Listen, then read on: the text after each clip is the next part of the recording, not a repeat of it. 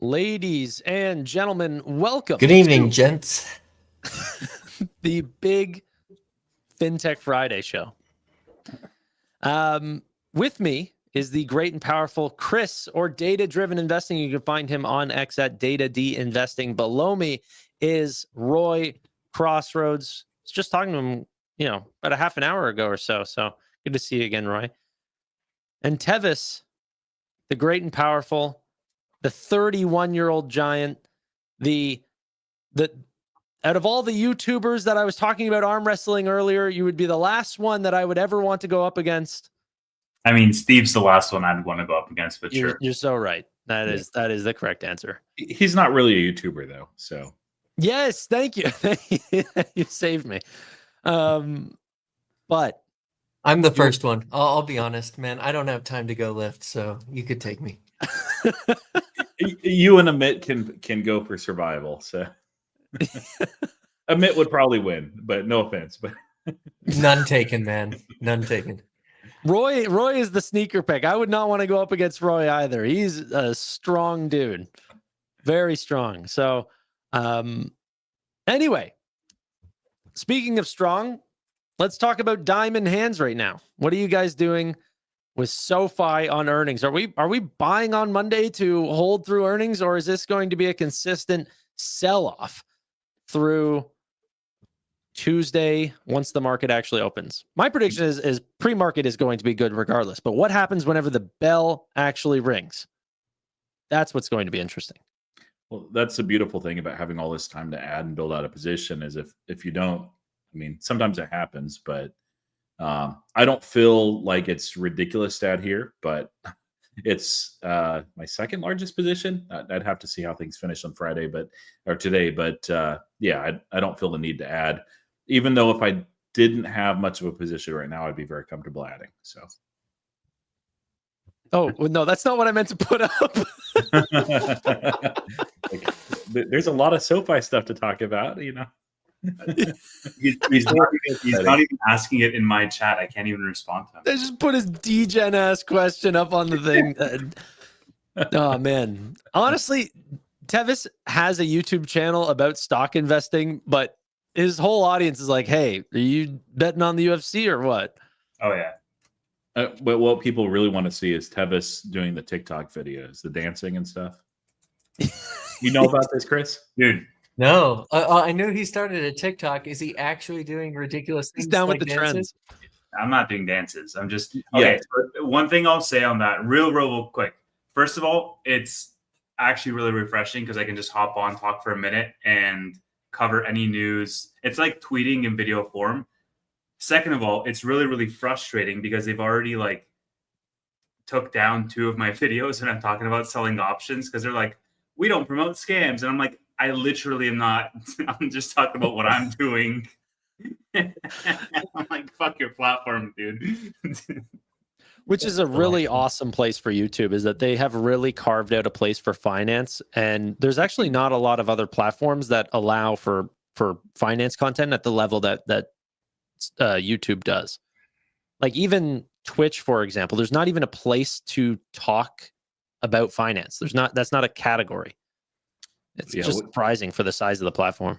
I know a few people trying to do that on Twitch, and it just honestly, they should just play whatever video game that doesn't take too much attention time and talk finance as they do. So didn't they pay Jeremy or something to stream? He had some contract with Twitch, but they don't even have a finance space. There were a couple of large creators. I don't know if Jeremy was one of them that over the last few years I wouldn't necessarily say paid because I don't know how that works, but sure, they did what they could to bring them over. I'll just say that way. I don't know that he was paid. I just heard about some partnership. Yeah, I think that they made it so that whatever the monetization was, it'd be very lucrative and worth their time. So, but it's just a weird fit. Yeah, that's fair to say. Chris, you just put out your SoFi predictions today. Yes, I did.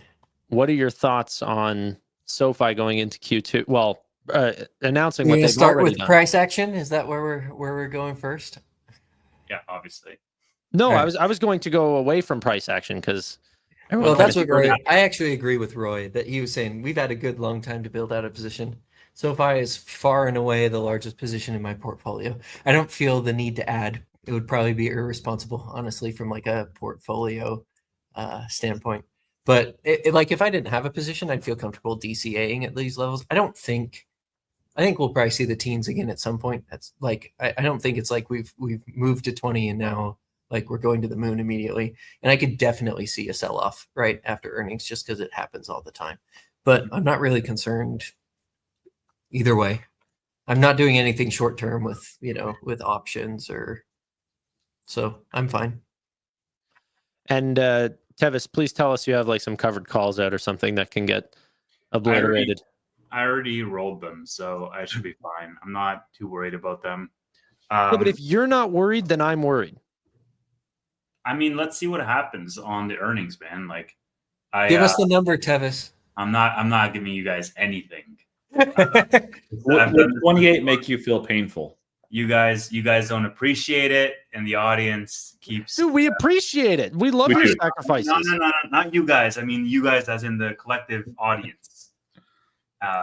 Yeah, y'all are not getting a number. Just know that I have covered calls, but I also have cash secured puts. So, and the cash secured puts were a hedge to like be able to roll my covered calls at a favorable price, basically, because neither can hit at the same time. You're running the TJ strangle. TJ was the one that suggested it. Yeah. So yeah, man, I'm, but like, aside from that, I don't really care what happens. Like you guys said, it's sold off like what, last 5 earnings, last 6 earnings, something like that.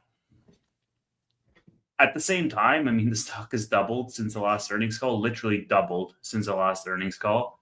So it does have some solid momentum, and we'll see. I still think all-time highs this year for SoFi, and it doesn't need to go there tomorrow.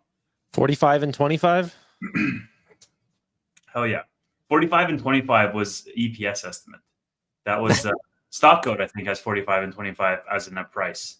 That was the Okay, sorry. That's the Is that still the EPS estimate? What quarter are we in? 2? We're about to see 2. Probably not. What did they get Q1? 6? 5 or 6? Yeah. 5, I think. Yeah, probably. You're up to 11, and then next quarter you can get like 12 or something, and then yeah, maybe. So we're at 12. Let's keep it as 45 and 25. All right. There's a pretty good road to not even 45. I think you go as high as 48. All you need is another 6 right now, get to 12. Then we do 12 next quarter, and then 24 the next quarter. So double. That's it. Seems pretty simple. Yeah, simple. I could be the CEO. But Chris, what are you actually thinking is going to happen? Jokes aside. With the price action? No more Or price just, action. Okay, the EPS. actual earnings. I want numbers. Okay. All right. Numbers. I love numbers. Should we go around the horn with like new members and then like different segments or Absolutely. Right. Okay. So for new members, I don't remember. I intentionally didn't watch any of your videos until after I wrote the article. But then I Did just you wrote see how the close article we were on everything this afternoon. No, I didn't. So like That's I actually haven't the right looked at way. anything. That's the right way to do it, Chris. Because I caught Tanner reading your article on his live stream like an hour ago. I was like, this guy's cheating on his homework. What do you mean? I no, posted my Tevis. Tanner's had his out for like 2 weeks or something. Yeah, I did mine before everyone stole off me. Okay. I actually Nobody had did. my predictions done before I know. your video came out. But then like I just didn't have time to write an article. Work's just been killing me recently. Like it's been awful. I don't think anyone stole anyone's homework. I think. Yeah, I don't think so. Yeah, but Anyway, let's get to the numbers. So I have 835,000 new members, and then I have about 20,000 churning off. So like 815 net new members is kind of what I think. I mean, website traffic has been pretty good. Like the app download numbers look pretty decent. I've seen a lot of lot more SoFi sponsored like ads on Google and YouTube and even X, right, than I have in the past. So I do think that they're pushing into it, but I don't think that like it's going to be it's not going to be a 900,000 new member quarter. I don't think so. I think 35 is probably realistic. I'd be and I'd be jazzed if that happens. So Yeah. Roy? 830K. This is not net. This is just new. I didn't do the attrition. I know there will be some, but yeah, website traffic, same thing as Chris said. Tevis? Thank you, Josh, for the super chat. Tanner, if you can throw that up. Josh says this is going to be the first quarter we don't sell off and actually run after a triple beat. It could very well be. It absolutely could very well be. My member prediction for SoFi Q2 earnings was 835,000 and 825,000 net. All right. And I had 840,000 new members. That is just gross. I actually think we'll get probably somewhere around 810,000 after about 30,000 drop off. We're all really tight. Yeah. No, exactly. Because Roy, I think, is the lowest at 830 and you're the highest at 840, right? Yeah. So that's all really tight. Interesting. Yeah. What? Well, yeah, Tevis 825 if you include the thing there. But yeah. So okay. So what number are we actually going with? Are we going with the gross or are we going with the net number? I think the most important one is the gross. Yep. Okay. So members gross. Tanner, you were 840. 840. Chris. We were both 835. You and I. Oh. Yeah. It's 830, 840, 835, 835. And Roy Bear was 830. Yeah. Yeah. We all average at 835. So that's kind of nice. Yeah. But isn't that funny? Because like earlier on quarters that we were doing, we were like 300,000 disparity between like some people saying like 480 and like 780. Like it was crazy the difference. Yeah. Well, hopefully they blow all of us out of the water and come in with like an 870 number. I'd be happy with that. Well, this is why like sometimes there's a mixed reaction on Tuesday because one, everyone's coming in tired and groggy and we just woke up and it's always a weird or always a weird stream after doing that. Everyone thinks that we're depressed. And then also all of our numbers are decently higher than Wall Street. So Wall Street gets blown out of the water and then they come relatively in line with what we suggest happens. And so we're like, yay. But yeah, it is hard. It's continuously hard to beat our numbers because we are like, for example, Roy, we need to talk about your revenue, brother. I think we're going to talk about that for sure. I think also the only thing I know about Roy's numbers is his 870 revenue number. And I haven't seen any of Chris's, but I think also like because we're consistently higher than the street with our expectations, we often get commentary on Tuesdays that like, why are you guys so, why the long face, guys? Like they did great. And I'm like, yeah, but like, we were expecting them to beat. Like nobody was expecting them to be like, oh my gosh, they only double beat this time. Yeah. Like what's going to get me to smile from ear to ear is 40% year-over-year growth. And I don't even have that in my estimate. So yours isn't that high. Interesting. It's 39.92%. Oh, come on, Tanner. You could have you got to bump those numbers just a tiny bit. It was it was on purpose. I didn't want it rounds up. Come on. I didn't want to put it above 40. I felt that was like a little too bullish. I don't think it is. They're going to perform very well and they're up against a softer quarter. So they'll hit that. I think it's going to get a lot of eyeballs on the stock, whether they destroy it like I'm expecting or do something like Tanner Bear is projecting. It's going to be a quarter where a lot of people pay attention to SoFi, maybe for the first time actually, or at least the first time since it was just coming out of its SPAC days. So that's one of those things is you would think, okay, 39% or 41% growth doesn't really matter. And it doesn't, that's true. But it does matter just because of the narrative. And narratives drive stock price action over the short term. And so if they're in that 40% club, which is rarefied air, especially at a time where the market seems to be giving a premium to companies that are growing the top line. They don't care as much about the bottom line. Shame for PayPal, but great for SoFi. That'll get a lot of people excited, and I think that'll lead to stock price action going up, which is why, if they do what I'm expecting, I think that the stock's going to go up a good bit. Roy, can we talk about this? Because I know you covered it with Tanner. I know you covered it with me, but like they might do what you're expecting, but you'll only find out about it about 2 hours after the freaking call because you're going to be busy with a more important play, PayPal. Yeah. So it's all about the knowns. So I have this same conundrum with HIMS and Palantir that they report at the same time. And there, I know Palantir is going to have a ridiculous quarter. I think it's going to be a more exciting earnings call. And I care more about that company than HIMS. But I'm going to be watching the HIMS live because I have to choose one. I'm not Dan Dolev. I can't do whatever he does because I'm a lot less certain, and that quarter matters a lot more for him. So it's the same thing for PayPal. With SoFi, it's really a question of are they going to have an amazing quarter, or are they going to have an even more amazing quarter? And so it's like we know what they'll do with guidance and everything.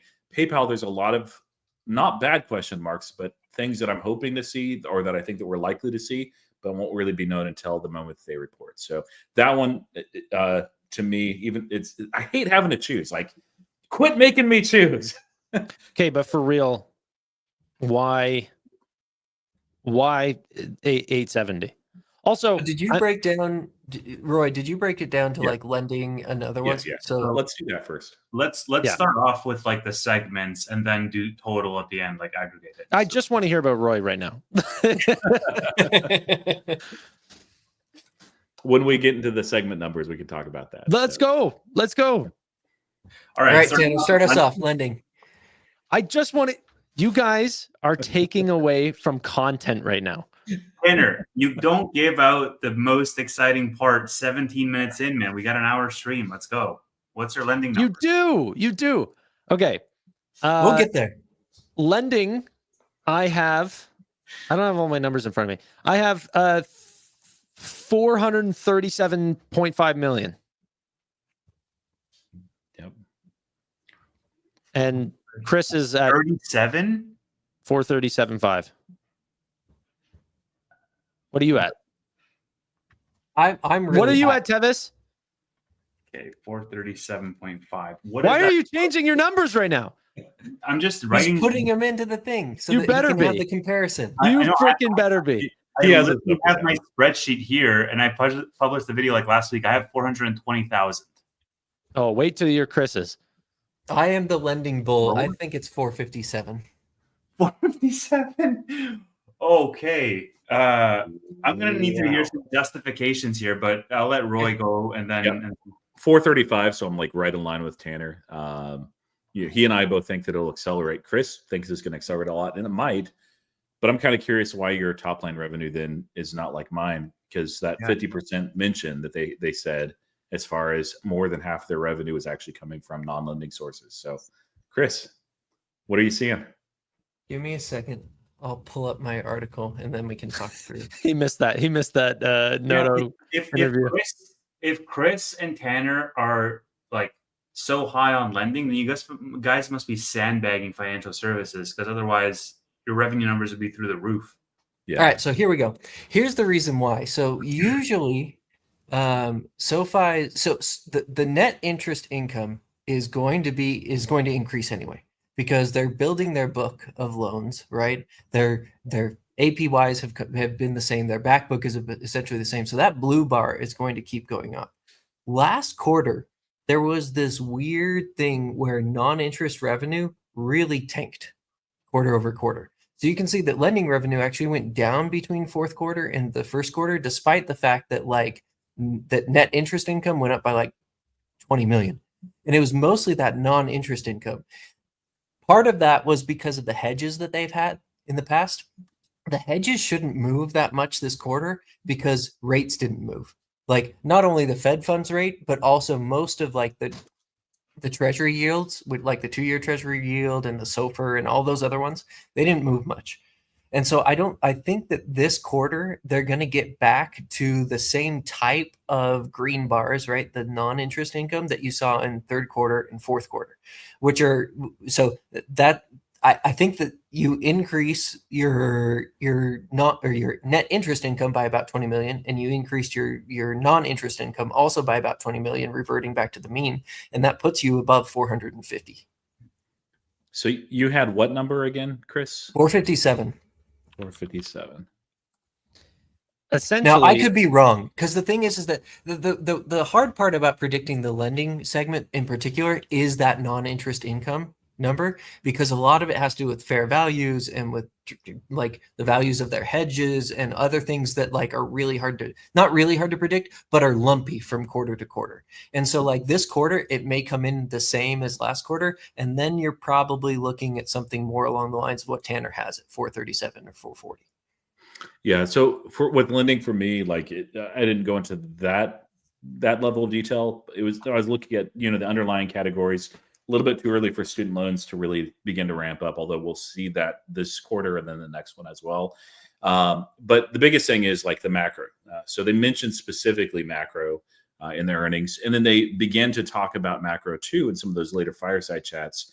And so, as far as April, that was probably a quarter where they were maybe a little bit more cautious with when and how they lended. Versus most of May and then June, the way that they were talking about the macro is like, hey, things are great, things are settled, still projecting the 2 rate cuts. So it's like that is an opportune time to really open up that lending book, and the appetite, the demand is there. So I think that, versus if they didn't have those turbulent waters in April and probably pulled things back just a little bit, I'd be right with you, Chris. But because they did, I think, still a very good quarter. And it, maybe a little bit low. Actually, when I saw these numbers and then I saw Tanner's, I'm like, yeah, Tanner's is probably right. Even though we're very close, just I think I underappreciated what they might increase lending to. I hope you're right, Chris.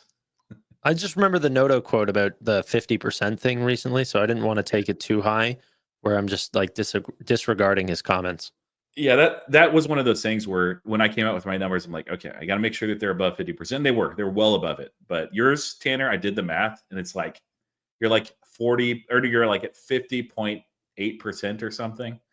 Coming sorry, 50% as in lending versus non-lending segments of total revenue. Yeah, Anthony Noto had that CNBC. I've actually got it. Well, I had it pulled up just a minute. Is that the one from last week? Mm-hmm. Yeah, and so I'm pretty sure he's not alluding to necessarily like at this time in July versus I think all the numbers came in for quarter 2, and he's like, yeah, we're above 50% for non-lending sources. In that case, I might be too bullish on lending. I think you are, and I think you're not as bullish on financial services. No, I think Chris is just too bearish on financial services and tech, and so you need to bump that up and come with me to 870 land, brother. Okay, so what is? Let's keep financial services in the dark right now, because that's going to be the most interesting, in my opinion. Okay. Tech platform, which will all sort of be in a similar range. Mine is too bearish here. Okay, I'm fully aware of that, but I wanted to make sure that there wasn't any more drop off from certain customers and these sort of things. They said they took some customers into production, but that doesn't mean that it directly goes to revenue immediately. I have not even 103 million. I've got 102.9, which I know is low. I'm at 102. Same reason. Crazy. Yeah. Tevis? 102, is that a decline year over year? No, it's year over year. It's up. Yeah, 87. It's a decline. I'm at 105. Yeah. And Chris is the highest here, 106 something. I'm at 106, and I can explain why I think that. And I put a little blurb in the article about this.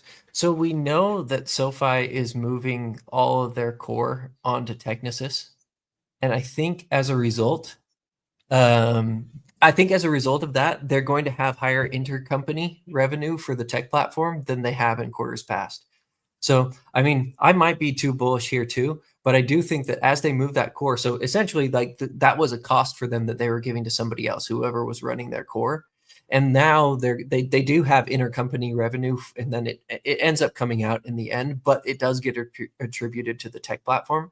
We know that they were supposed to, be done with that transition by the end of this year. So I'm thinking a lot more things moved on to that core. Like they have to start transitioning really soon. So I do think intercompany revenue will benefit, and that's why it'll be 106. The other things that they've talked about, like the Wyndham deal's live, right? But it takes time to ramp. But it should be ramping over time. So we'll see. You know how that we're in too deep is whenever we're counting intercompany revenue. I'm a nerd, That dude. is too deep. I've embraced it completely and totally. I've never looked into intercompany revenue from any company ever. Yeah, we get to the corporate segment because that's the one where I was completely lost. But yeah, look, I think for technology platform, they mentioned an acceleration for 26 Q1, and so I'm not really baking in any big step changes. I mean, from 103 to 103.4 to 105 quarter over quarter is like barely noticeable. So I didn't assume a quarter over quarter decline, but that's going to be interesting to see. Yeah, there might be more decline than I was putting there, simply because Chime, I know a good chunk of that was already deprecated and is guided for, but looking at the proxy materials from Chime themselves, it looked like that they still had debit cards processing, I believe. I might have it backwards through Galileo. So, and those sounded like that they would be deprecated a little bit later. So that might be something that if we do see a dip, like that's a reason. It's not a cause for more concern over what's already known in the tech platform. There's not a whole lot of correlation between members and revenue. So yeah. I don't know if we'll see a drop quarter over quarter because there's more customers, but yes, I think there's more customers from Chime to fall off. Yes, accounts, sorry. Okay.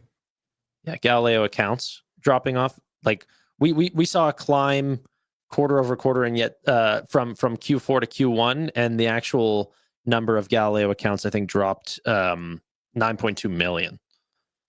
So did you guys break out your members into buckets? Because I did that for the first time this quarter, and that was a really interesting exercise. So normally members to products, and I know I'm bouncing, and I can we'll wait until we get there maybe, but normally members to products, I usually just do the multiple of 1.44 or 1.45, whatever I think the ratio is going to be, and that's how I get my products number. But this quarter, I actually laid out all the numbers, and I went individual segment by segment predictions on what money was going to be, on what invest was going to be, on what all the lending. I wouldn't call that a member breakdown. I'd call that a product breakdown. Yeah, yeah. But it came out.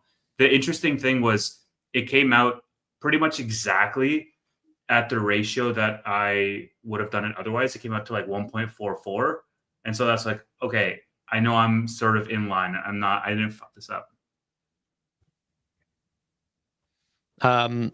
Yeah, I do. I do the same thing. I break it down because it's the only way to see if the numbers are going to add up. If you try to just guess a financial services to lending ratio and then understand the revenue per product, I like to do it per product. That's really how I get to all my numbers. But let's get into financial services, which is, in my opinion, by far the most exciting segment of SoFi. Before we do that, you want to do the least exciting, which would be corporate? Sure. I put a flat 40 on it. Yeah, negative 42. Minus Really? 44. Really? Yeah.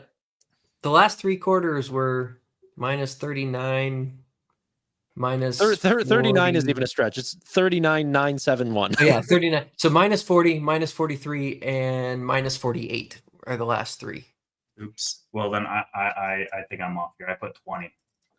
Oh. But the thing is, the quarter before that, it was positive or 13 or something. So yeah, 13.6. Yeah. So what do you guys have? Roy had 40? 42, negative 42. 42, Chris? 44. Minus 44. And Tanner, 40? 40. Roy, you must be ridiculously bullish on financial services. Yeah. And you should be.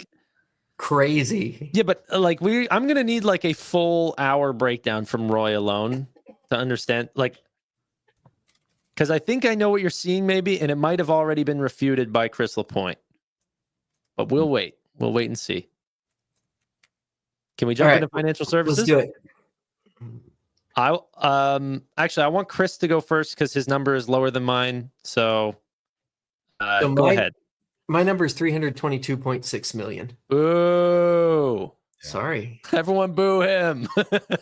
and the math doesn't math there. Just because Noto said that tech financial services are more than half compared to lending. So you would need 352 million. You would need to bump it up to 352. I don't know. I went through. He'll take 352. Yeah, I'll take it. And maybe again, my non-interest number might be a low number on lending, and so my lending numbers might be off. Anyway, go ahead.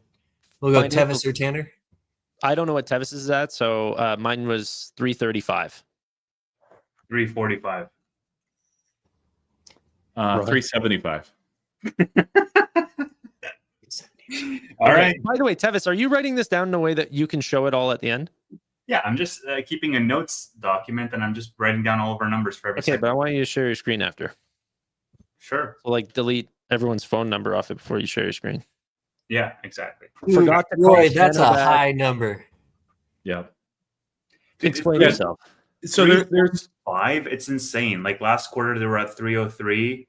I mean, they could do it. But you look at, so there's a couple of things happening. One is it's kind of the same environment on the lending side, but I think that April quarter gave them some caution as it relates to their own lending. And so they pulled back some from that. They've alluded to, and they will never do this, but shifting their entire volume over to the loan platform business. That's the month where I think that they really said, you know what, let's shift a lot of this volume over there, which we would otherwise be happy to take, even if it checked all the right boxes in their category, which is why I'm a little bit softer on the lending side versus the financial services. Now, the other thing is just like it was for the rest of the quarter, and I think for the whole quarter, as far as those partners with the loan platform business side, they simply, it's a great time and great environment to lend into. There's a crazy amount of demand in there. Everybody and their mother knows that rate cuts are coming, and they're still expecting 2 before the end of the year. And the closer it gets to the end of the year, the less time that you have basically to lend at the current level, which is very attractive to people that are issuing those loans. So this is a time I think that a lot of their partners and also SoFi themselves are doing a lot of loans and a lot of lending. But again, because of April and that uncertainty with tariffs, I think SoFi just said, we're going to de-risk a little bit and shift even more towards the loan platform business. Now, there's some other smaller things, as far as credit cards actually getting better, not being nearly as bad of a negative, a continued trend there for SoFi Invest and member growth. But that's the biggest reason why I'm seeing financial services outperform. I might be a little bit high there. When I looked at your guys' numbers versus mine, it's like I'm not going to adjust back down just because I feel like that would be disingenuous, but that's where I come out. But let me say one other thing in my defense too. Since Anthony Noto said that half of the revenue is coming from non-lending sources, if we put in for Chris that 352 for financial services, his overall number is actually higher than mine. You know what? If that is the case, and we can mend the two of your guys' lending and financial services predictions to get to that 50-50, ladies and gentlemen, we're getting past the $28 all-time highs. I mean, it would be the most unbelievable quarter we've ever seen. However, I've seen a lot of SoFi earnings. I feel like they are extremely good, but never like, oh my God, how could we have suspected them to double their EPS? Like, they never beat by 100%, What I would say is that my suspicion of your financial services was that the overlap of the Fortress deal made Q2 look like an insanely high loan platform business quarter, which is how I was anticipating it as well. And I was like, this quarter is going to be insane. However, Chris Lapointe came out and said that they are not going to overlap. They're going to run side by side. Yeah, I saw that too. Series, not parallel. Yeah. Yeah.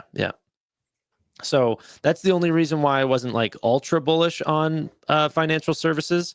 But like revenue per financial services product is growing. I still have 90% year over year growth. Like, I don't know what yours is at, Roy, but I didn't break that down. For financial services? yeah, I could see what yours is at if I try to match yours. What is it? 370? 375. 375. This guy.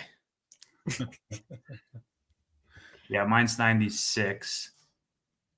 Roy's would be 113%. 113.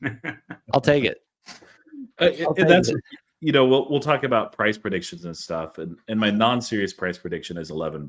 And I will always say that on this channel every quarter, because the price, like, it can do anything. But if they do what Chris's numbers infer, if he bumps up his financial services, or mine implies, which is a 45.7% year over year increase in revenue, say they don't do that. They do 42, 43. I mean, you can never guarantee it, but it's very likely the stock's going to go up a good bit. I kind of want to scroll back like a year and a half to that stream where Roy just pulled out $11 for the first time.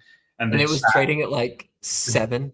Yeah, the chat just lost their mind making all these like Chuck Norris memes and whatnot. And it was just amazing. And now you would say $11 and people are like, you're the biggest bear out there. It's insane how quickly things change.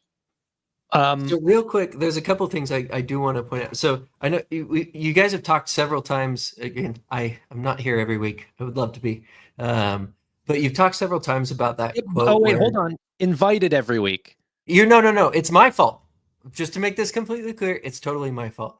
But anyway, you've talked about that quote where they said, you know, maybe someday we'll push all of our originations into the lending platform business.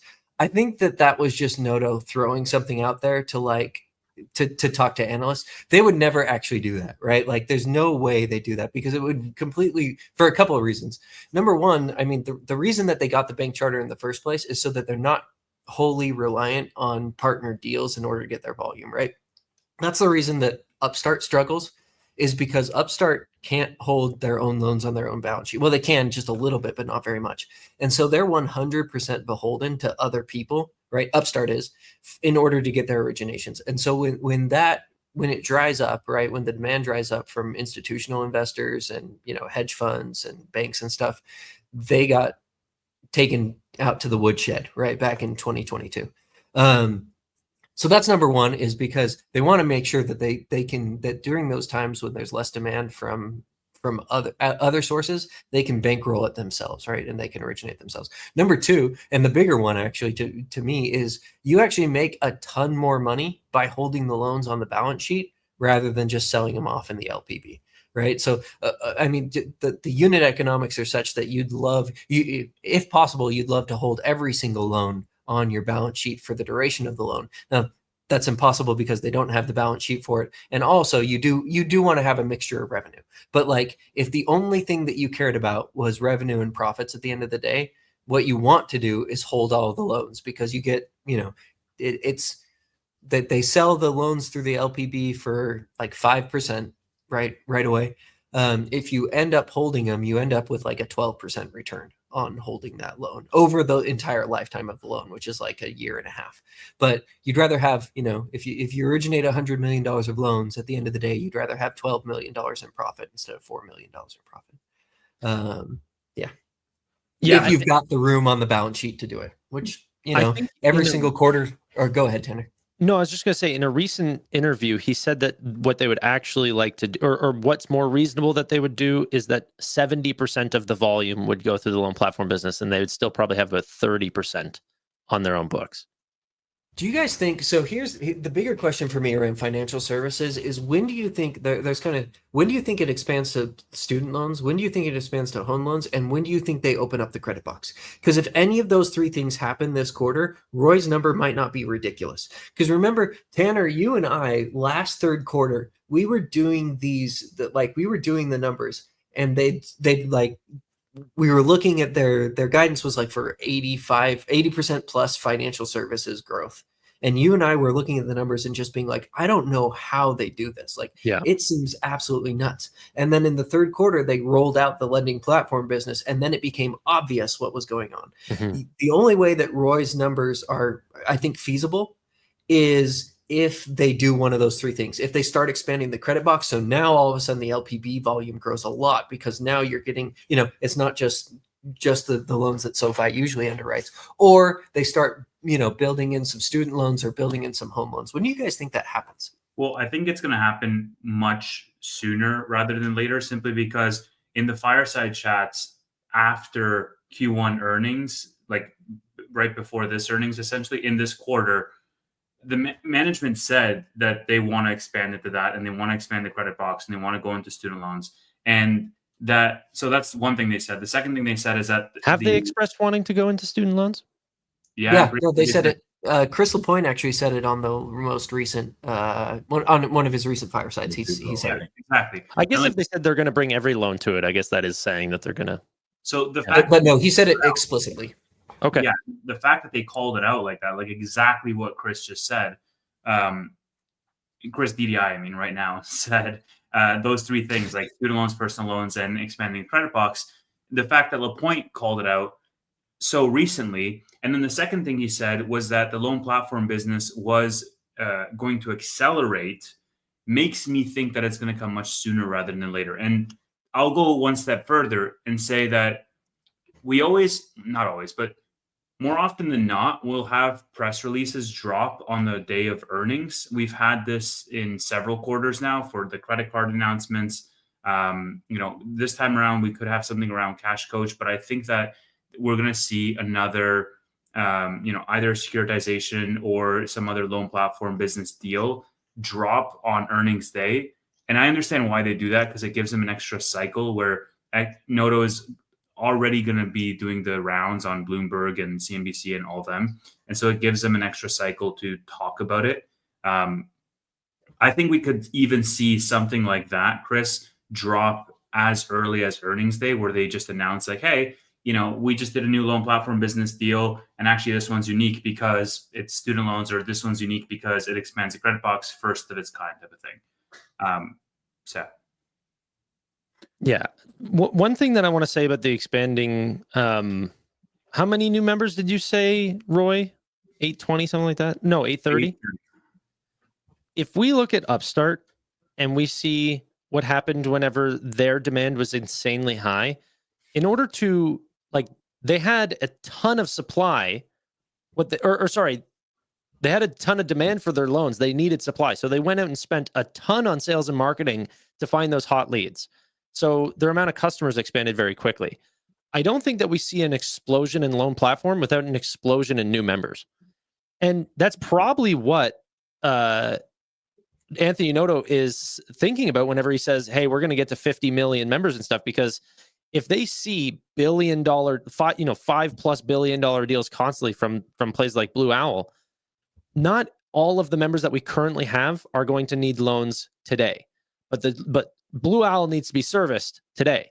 So they're going to find, and they're going to have to pay a lot for it, because in order to get a hot lead like that, you're going to spend thousands of dollars per customer, or at least $1,000. But it'll be still very profitable business. And then on top of that, that member actually gets to stay, sign up for SoFi Money, SoFi Invest, maybe get a credit card. Like, it's such a better business than Upstart. But you're going to see a lot of those replicable pieces of what Upstart has already seen in the last bull cycle. So yeah, sorry. I do. Just the highlight Blue Owl high deal, member, high loan platform business. That's all. I agree with that. I'm completely on board with that, Tanner. Though the kind of to Teviz's point, the Blue Owl deal was actually announced on the Q4 earnings call. Do you guys remember that? We actually didn't see it. We didn't and they didn't even do a press release. They didn't do a press release until I think it was March or something. Yeah. But we actually heard about it. They said that they were finalizing the deal on the Q4 call, and they have done that in the past. There's several things. It's the earnings call is when they like to drop product announcements and stuff, which, I mean, it is what it is, right? But it does happen quite a bit. So I think there's been so much movement also in the app. Did you guys see the post from today that had screenshots of level 1 options? I didn't see screenshots. I saw the app code releases. Well, no, not the screenshots. The app code. Yeah, what was in the app code? No, there were pictures of what was it, the option chart was SoFi. Yeah, it was. Posted them. Yeah. SoFi posted them. No. It was This SoFi. account? The guy who's tagged Oh. as SoFi Insider. Here, I'll share it real quick. Give me a second. I've got it up. Maybe. Upcoming key meeting for SoFi set in Boston. Bunch of these So small. this one, if you share my screen, right? So these are new things that are in the code that aren't actually there, but you can see like on the right here that it has covered calls and cash secured puts as like what you would gain versus what you would lose, and it has an explanation on the left, right? So like they're putting level 1 options type things into the app itself. Like there's a reasonable chance that we get this also on the earnings call. I wouldn't say like, I don't know, maybe 20%, 20 to 30% chance that we hear something like that, right? I'd put it at less than 50. But between what we're seeing in crypto, between what we're seeing like on level 1 options, and then also like announcing something with the LPB where it's an expansion into student loans or home loans or anything else, like there could be some interesting things that happen on this earnings call in addition to just the numbers. So Josh this going is- crazy right now with the donations. Holy crap. Prediction, we hit 2350 by Friday. Book it. I don't think that's I mean, I hope we do now. yeah, Yeah. I don't think that's a crazy prediction. But Tevis, are you going to buy one share of SoFi with Yeah. Josh's money? Throw up my comment, my response to Josh. He said Josh, and that's all he posted. No. All right, let's go on to the next topic. So on like when they expand the loan platform business, I'm not banking on this quarter necessarily, but it's close. You can see that in the way that they're talking about student loans, the opportunity that they're talking about it. You can see it in the way that they're advertising very specifically for this. And it makes sense because of seasonality that August specifically and also September are the biggest quarters. Plus, it lines up nicely with the Fed notices as far as delinquencies, wage garnishments, that sort of things on the refinance side. They're about to, over the next 2 quarters, have a lot more demand, I think, for student loans. And we'll see on refinancing, but there will be more, I think, than a lot of people are anticipating, even before rates are cut, just because people are, sadly, they're in pain. They've not paid for a long time. They're trying to figure out how to lower, not so much pay off the debt at this point, but many people are just like, okay, what can I do to actually pay less per month? And that's SoFi's opportunity. But if they haven't already done so, I think in the next 2 quarters, they're going to spin off student loans as part of that loan platform business.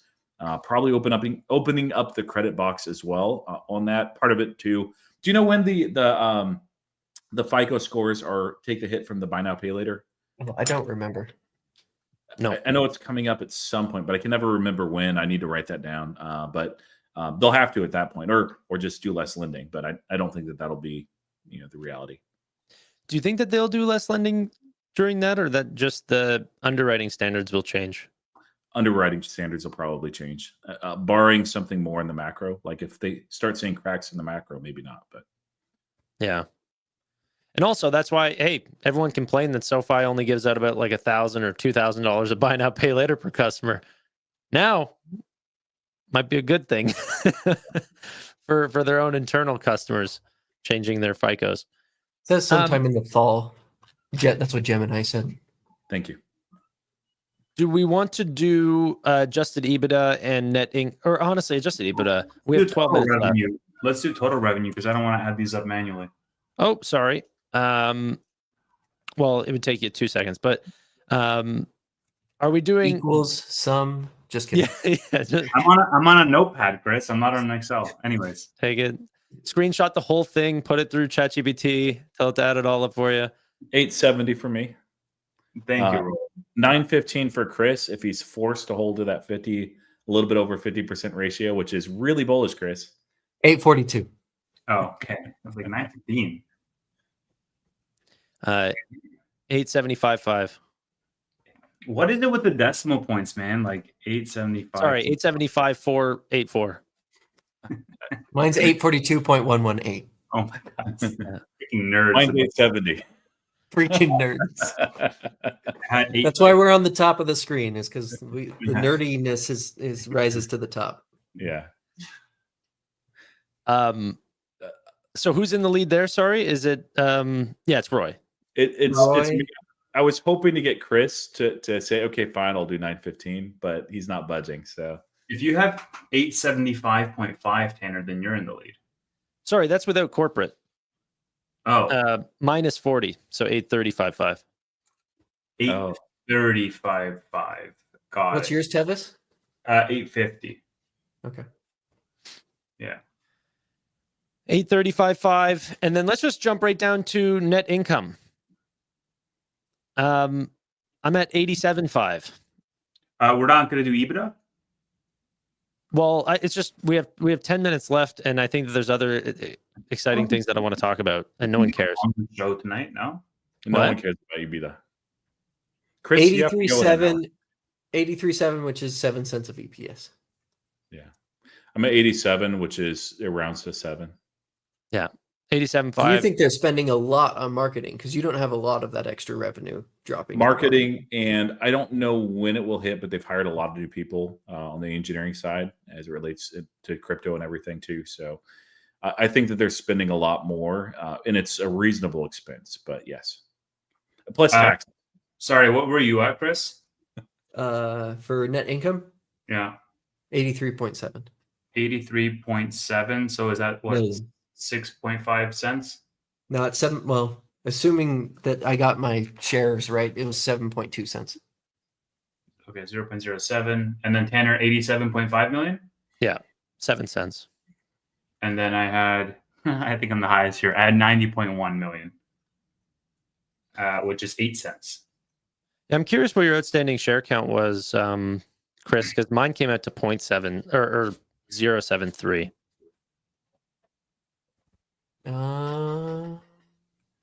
Talk about might killing have a it crowd, right? Yeah, how about we do that offline? Yeah. But I was looking through, dude, our originations are the same. Are like, it's crazy how close, like, I mean, on the dot. Like, I think you were much lower than me on home loans. But we were like identical on student loans. I think you said 1.1. I'm at 1.17. Personal loans, you said 5.8. I said 5.76. Yeah. Like crazy. Okay. Price predictions end of week. We want to do next week. So August 1st. Yeah. Yeah. Okay. I'm saying 28. Really? Well, if they're going to grow 45, If his numbers come in, year-over-year. obviously. Yeah. All right. I mean, if they don't hit that, if it's 39%, that's not going to happen. But First does- 11 and then 28. Yeah. Yes. I was hoping that he could just stay in multiples of 11. He'd just call for 11, then 22, then 33. 33 eventually. It'll probably be 22, but All right. So price predictions August 1st. Roy is 28. Chris, 22.5. 22.5. Tanner, I just picked a number out of the air. 24.5. 24.5. What are they at right now? 21.20. 21.20. I know that exactly because of Timothy Sweeney. Me too. Yeah. Yeah. Should I just take the low end of that range? You should do pick what's in your heart. See, Yeah. this guy's I'll telling do- everyone about I'll homework. do- You watched all our videos. I'll do 19.5. I think it sells off. I wouldn't be surprised. Like, honestly, I wouldn't be surprised if What are it's you looking if at it me was like a great that? earnings and it It's went end of below week, 20. not end of day. Where were you the last 6 quarters, Tanner? Watching the stream with me. What Yeah, happened? but we get a whole stream. We get a whole stream of earnings this week. Robinhood, Meta, all these names. I think the markets are going to be excited. The markets are, I do think it's going to be a fun earnings season because people are giving guidance again that isn't super like tariff driven, right? If like last earnings season, it was just everybody was talking about tariffs and nobody like people were still giving guidance for the most part, but some cut guidance and just didn't give it. A lot of them were really conservative on their guidance. I think that a lot of that has kind of played out and people trust that it's not going to be, what was it? Smoot Hawley? Is that the way back in the day? Smoot Hawley 2.0. Yeah. Anyway, All right. I think it's going to be fun. Tanner, you convinced me with other earnings. I want to bump it up. Nope. 19 locked in. The world knows I've already clipped it and shipped it. You're done, buddy. He's throwing it up on TikTok. Yeah. 19.5. Your little TikTok fans are going to crucify you. Somebody You're said going to have to dance for their approval, buddy.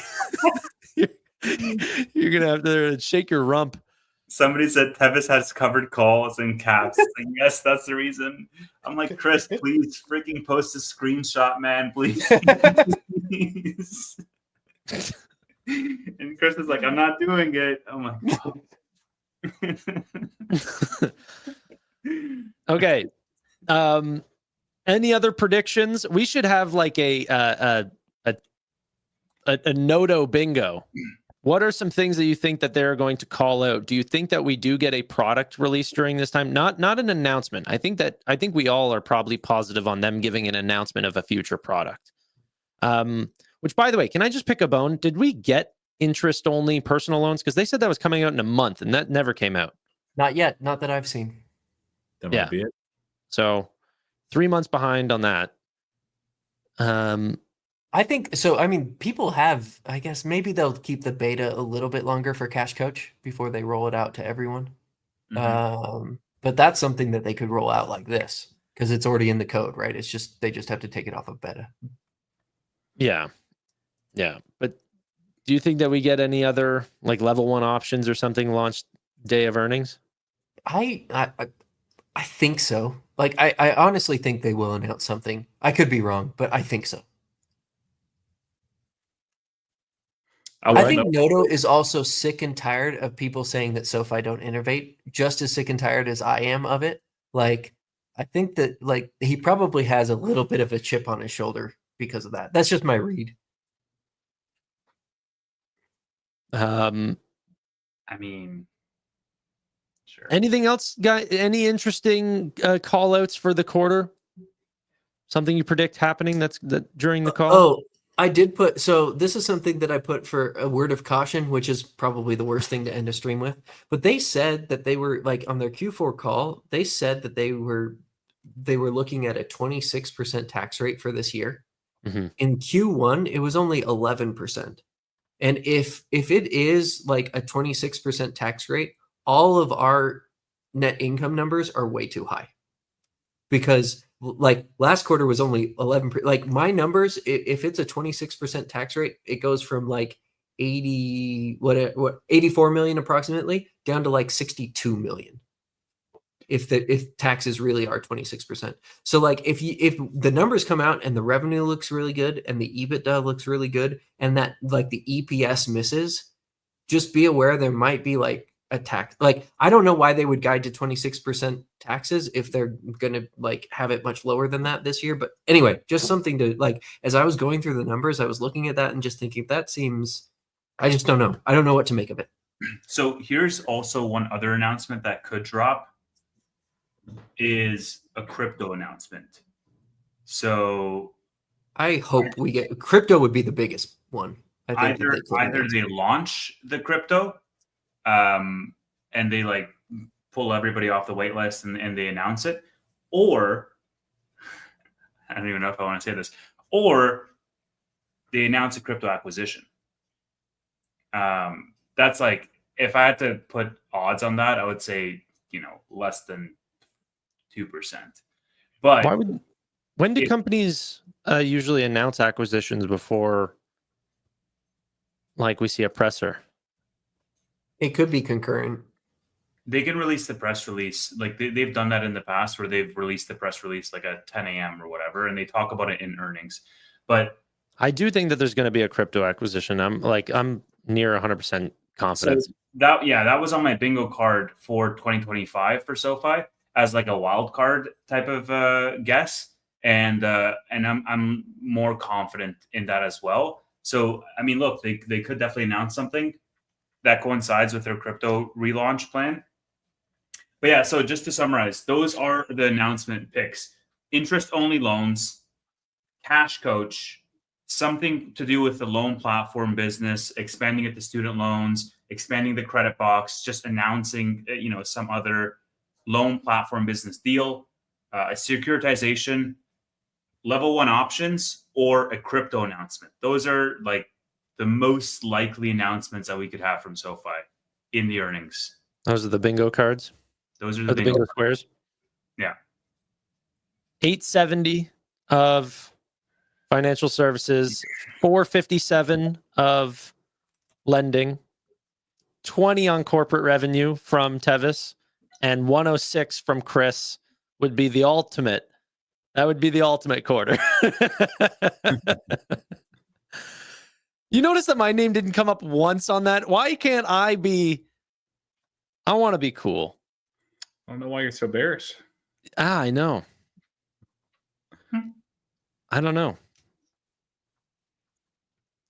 Well, Thing is I that, am like, new members all of our predictions are like super bullish when you look at Wall Street estimates. Like, that's the crazy thing is that, and every single quarter we're closer than Wall Street, or have been for like the last year and a half. Let me ask you this, Chris. With analysts now starting to finally slowly get it, because we're seeing some analysts, the new analysts that are starting coverage are actually having realistic price targets.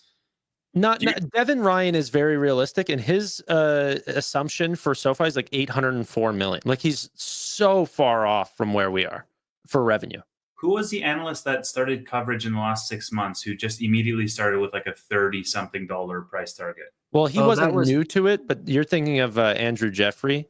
Yeah. But he's been around, but he did increase his fair value to like 25 to 34. I mean, it's definitely he's definitely no Dave Cavarini. Let me put it that way. Yeah, I met him and I was like, man, retail loves you, and he was like, oh, I didn't even know anyone knew who I was, and I was like, I've made plenty of videos about you. Who? Which one? Andrew Jeffrey. Oh, I thought you meant Cavarini. I'm like, yeah, I thought you meant Cavarini. I was no, I meant but Andrew Jeffrey with his very bullish thing, and then asked him to come on and haven't heard from him since. So we'll see. Let's see. What's the highest on the street? So the highest for June, like the high estimate is 821, right? Wall Street, it's 821. Yeah. Is that Dan Doba? Who has that? EPS, it's 8 cents. I don't know who it is, but I just pulled up, fiscal.ai. I still call it finchat.io. Mm-hmm. But yeah, like the street high is 821, which is, I don't know. I think they beat that. Yeah, I think they definitely beat 821, but the highest EPS for SoFi is 8 cents. There's a couple that have 8 cents, which I find pretty bullish. It is bullish. Yeah, more bullish than I am. More bullish than you are. I just think they're reinvesting too much. They don't don't care about EPS right now. And if people are really excited about an EPS beat, you're probably like a big one. I don't think that's going to happen this quarter. I'm not caring about EPS at all. I just care about members and revenue this quarter.